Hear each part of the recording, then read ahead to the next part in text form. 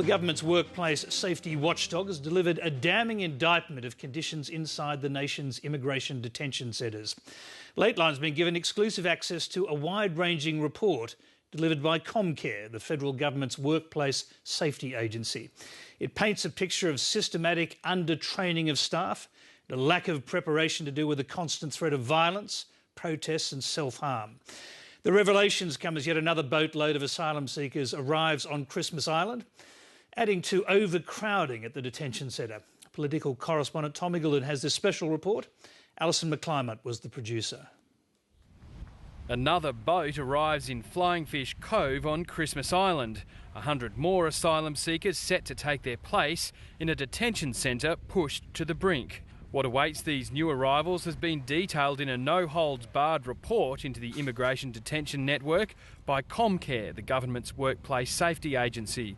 The report's scathing about overcrowding issues set to worsen with the new arrivals. 12,000 people have turned up on over 230 boats, and that has literally thrown this system into complete chaos. And we see that right throughout this report. Staff safety being put at risk, detainee safety being put at risk. The report identifies 5 major failures by the Department of Immigration across the detention centre network. There's no risk management process despite the highly volatile environment. There's no plan to alter staffing levels to deal with dramatic fluctuations in detainee numbers. Staff aren't trained to the point where they're confident and competent in their jobs.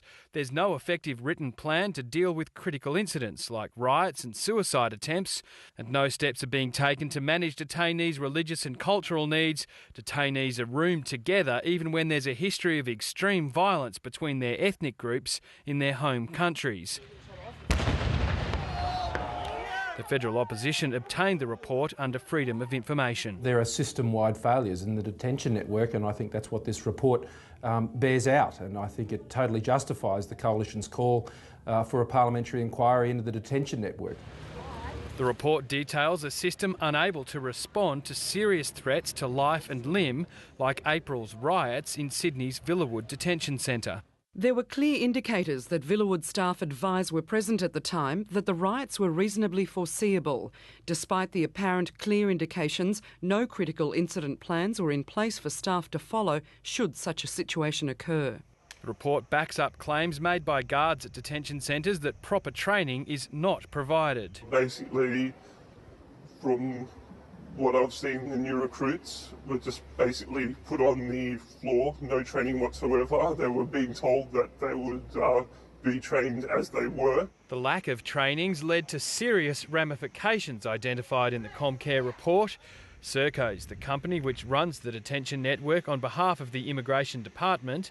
The report details how its staff are thrown into situations of extreme risk with little idea of how to respond. Serco staff provided information about the level of serious assaults on staff, witnessing the deaths of detainees and the distress of having to deal with it. Staff also advised of feeling inadequately trained and the lack of instruction and supervision support during times of critical incidents. They don't have access to, it seems in this report, a very clear plan for dealing with things like self-harm and suicide. The report is very damning of a lack of management and management plans for incidents.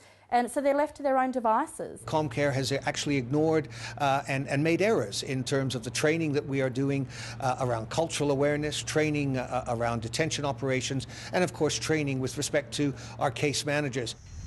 Lateline recently obtained a log of incidents in the Christmas Island Detention Centre, detailing up to 12 instances of self-harm or attempted suicide per day.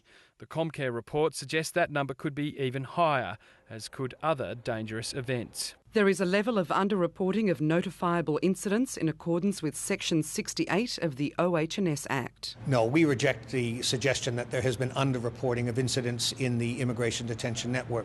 What in fact there has been at times is where there have been serious incidents that have occurred. We've had to wait for the full medical report, for any legal report, any police investigation into that incident before it's been brought to Comcare's attention. This report is quite damning, that there is a culture of non-disclosure, a culture of secrecy, total lack of transparency. And what we see is we don't know exactly how many cases of self-harm there are, how many incidents that have had to be escalated to different levels. Comcare's told Lateline it's found several breaches of the Occupational Health and Safety Act. The Immigration Department has until Monday week to respond. It could face fines of up to $250,000. The report details attempts by the Immigration Department to hamper investigations into its safety performance. We would reject any suggestion that we did not cooperate with Comcare. I think there may have been some miscommunication on a couple of occasions. A parliamentary inquiry will look into the immigration detention network next Tuesday. Tom Miggleton, Lateline.